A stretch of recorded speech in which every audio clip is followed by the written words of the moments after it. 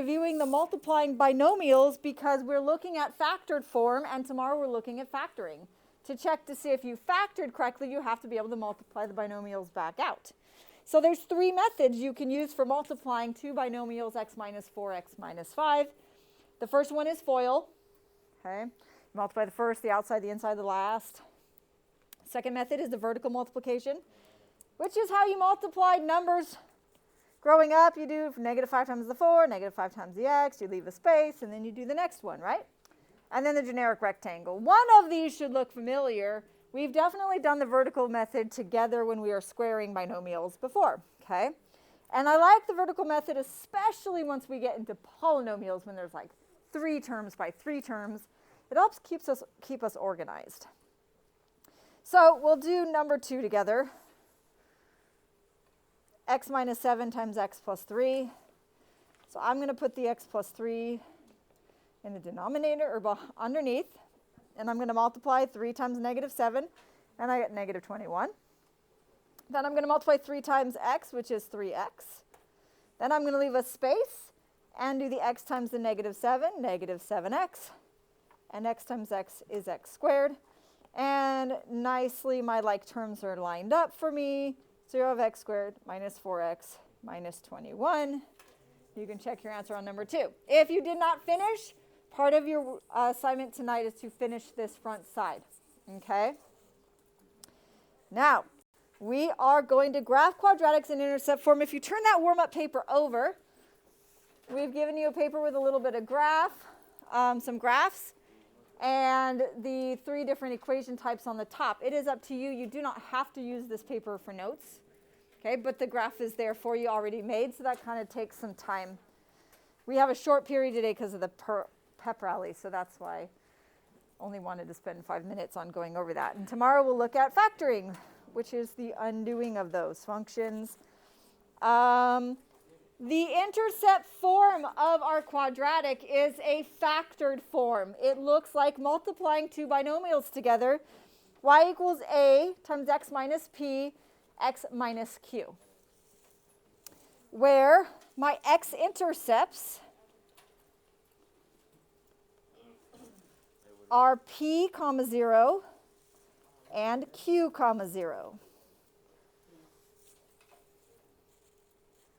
Okay, my x-intercepts are p and q. Remember that the x-intercepts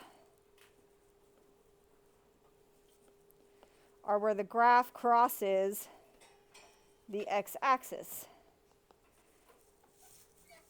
The order doesn't really matter. Because the graph is symmetrical, and the x-intercepts have the same y value of 0, the vertex is halfway between the intercepts.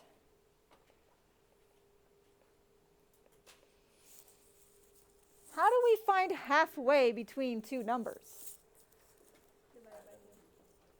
Just divide them by 2, or add them together and divide by 2, right? That's how I find the average of 2 numbers, right? Add them up, divide by 2. And that's how the average would be the halfway point.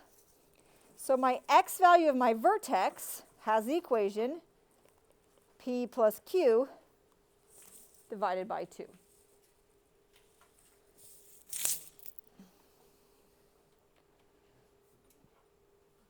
And then I can plug that number into the equation and find y. Okay. Now, the parabola still opens up if a is positive. The parabola still opens down if a is negative. Okay, so that's one thing you want to check when you're plugging it in to find the vertex, to make sure it does open the correct direction.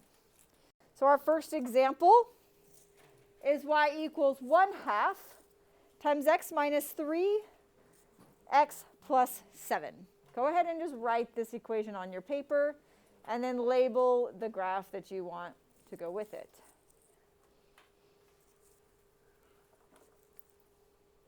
Yes? Can you go back, please, to the first thing we're going to do when it's an intercept form, okay, eventually you're going to have to be able to recognize that this is intercept form. And so I can find my intercepts and my vertex, and that's all I need to do. I don't need to create a big table. That's why intercept form tends to be the easiest if you can remember that this is intercept form in the process. So my intercepts, so we're going to find the X intercepts. That comes from taking x minus 3, setting it equal to 0, and x plus 7, and solving.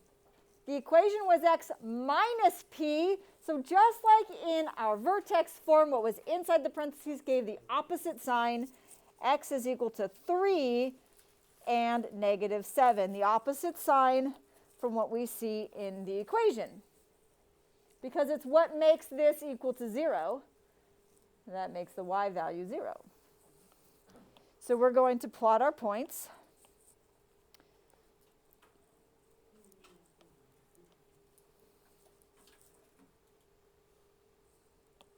Positive 3 and negative 7. And sometimes the farther apart our intercepts are, the bigger our y-intercept or our vertex is. So we may have to change the y-axis scale here. Now I need to find halfway. Sometimes we can find halfway by looking. That looks like halfway to me. How about you? Yeah. Let's do it with our equation and see. Okay, to find x value of the vertex using x equals p plus q divided by 2. So that's 3 plus negative 7 divided by 2. Negative 4 divided by 2. X is negative 2.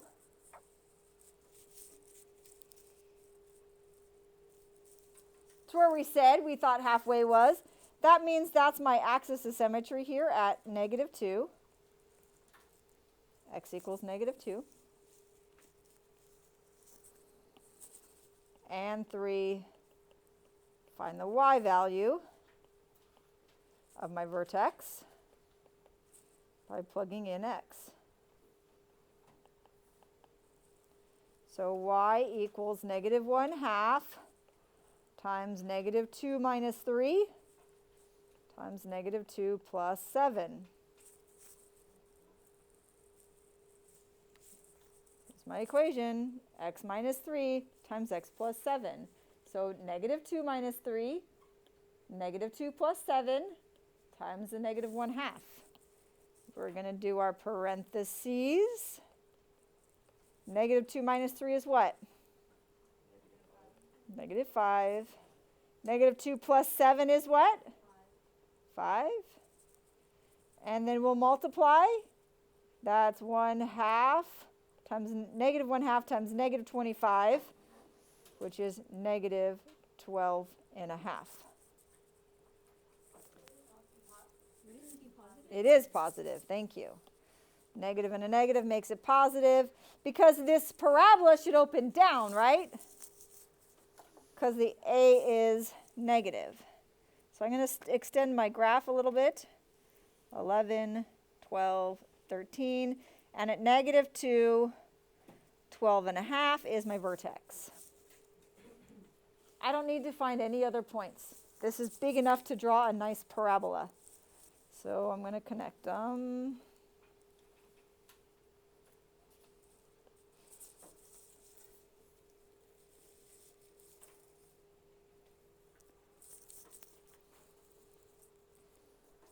And I'm done. My domain is still all real numbers. X is contained in all real numbers. And the range is what?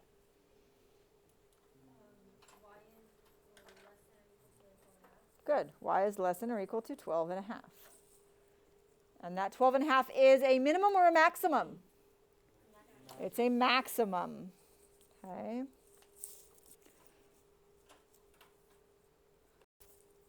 So here it is, negative x minus 2x plus 3.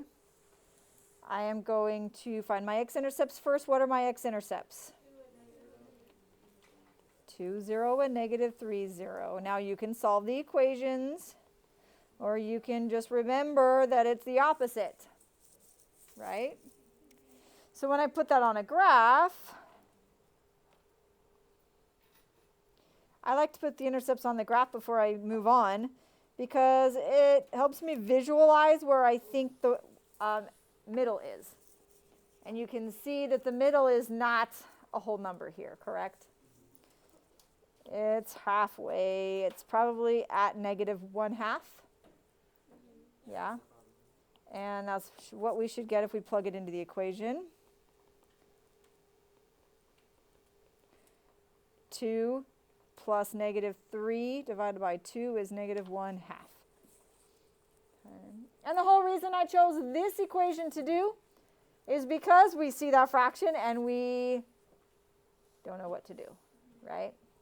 We have to plug it in, and we've got to deal with the fraction. So we're going to find the y value.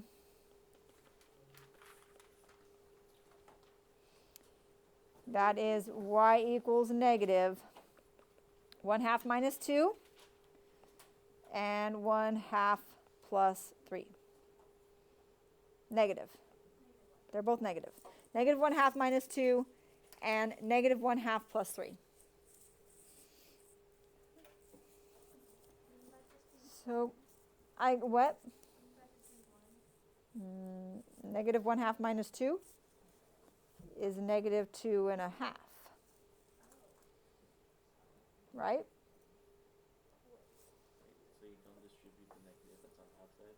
No, I'm going to save that till later. Parentheses and then multiply. And then what? Negative 1/2 plus 3 is positive 2.5, right?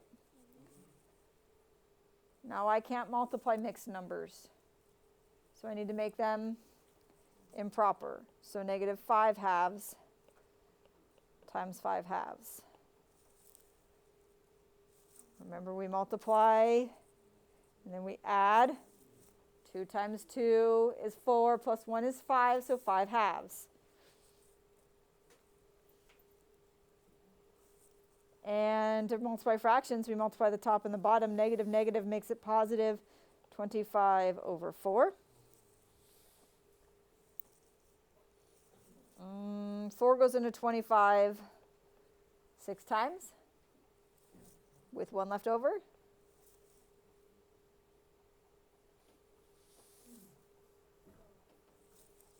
Right? That's 4 goes into 25 6 times with 1 left over. No, right? You didn't add the negative? I did multiply by the negative. The negative times the negative is going to make this positive. Oh, okay. And then, so negative 1/2 is my axis of symmetry. So when it's like that, you don't distribute the negative to the other parentheses too? No. The first one? No. Just like if it's like 2 times 3 times 5, I multiply 2 times 3, and then I multiply times 5. And 6 1/4 is all the way up here. I'm going to do it in a different color so it doesn't blend in. And connect. Okay. And again, like I said, somehow I made these all negative. Yes? Yes. The domain is x such that x is contained in all real numbers. That has not changed. The absolute value function, the quadratic function, all real numbers. The range is y is or equal to 6 1/4, or you can say 25/4, however you'd like. I want to talk about this problem from last night's homework. I saw quite a few people on what I graded last night before I went to bed. Putting the y, or the x value of the vertex, putting b as 1. Okay, in this equation, a is 1, b is 0, and c is negative 1. Okay. So in this equation, It's x equals negative 0 over 2 times 1, which is just 0. My vertex is at 0. And then I make my table 0, negative 1, negative 2, 1, and 2. Okay. And then I can plug that in. 0 squared minus 1 is negative 1. 1 squared minus 1 is 0, right? And 2 squared minus 1 is 3. 4 minus 1. And so I have symmetry, 0 and 3. And then we can graph it.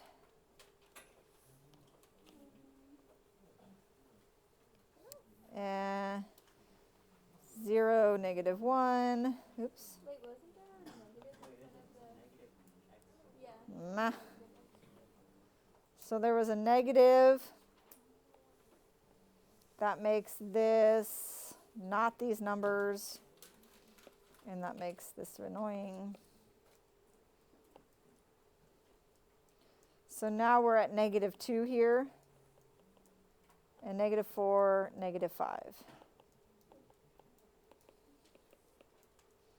Better.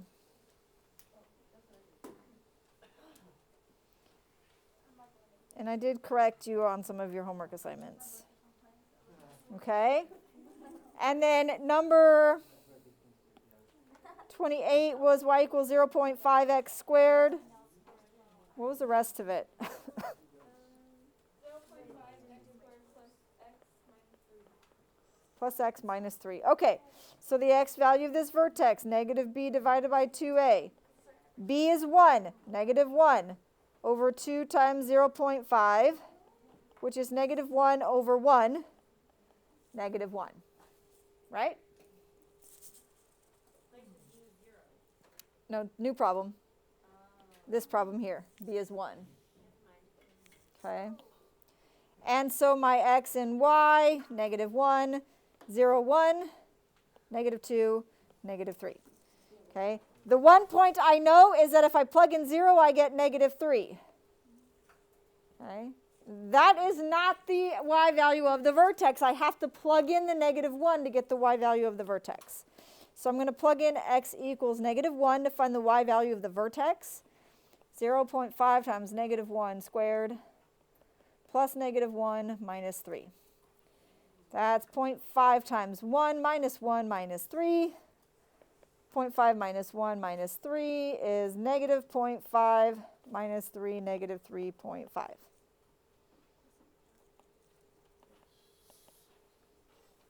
I know from symmetry that negative 2 should be negative 3, right? And then we'll plug in 1.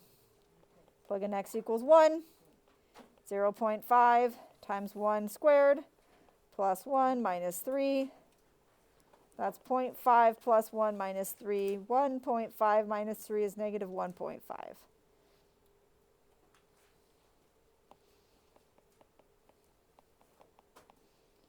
And bring that graph in.